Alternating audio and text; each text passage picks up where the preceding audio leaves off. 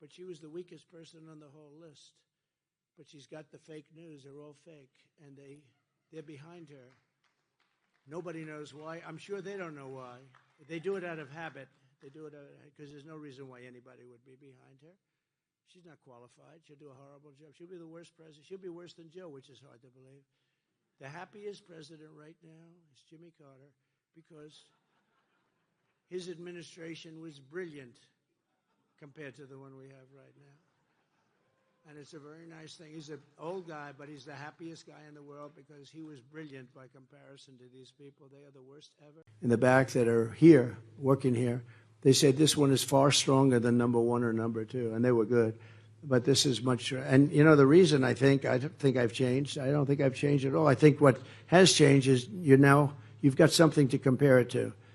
And you're seeing the most incompetent administration in history, the absolute worst president in the history of our country. They rate vice presidents too, and she's rated last, but he's rated last. The worst president.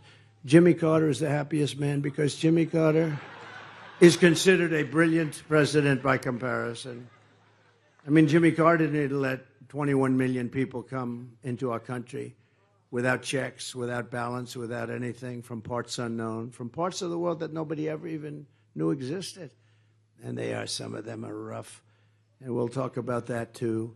But as catastrophic as Kamala's failures are, the good news is that we have a plan to fix it, and we're going to fix it fast. And we have to get these people out, all these criminals that are coming into our country and destroying the fabric of our country.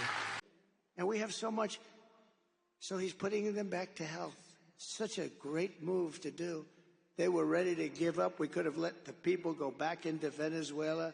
This guy, I tell you, the worst. Jimmy Carter is the happiest man because his administration is brilliant compared to these two losers. Jimmy Carter is a happy man. You saw him the other day voting. I think he voted for me. But only if they make before, and we will evict crooked Joe Biden, the worst president in the history of our country, from the White House. We're going to evict this man, the worst president by far.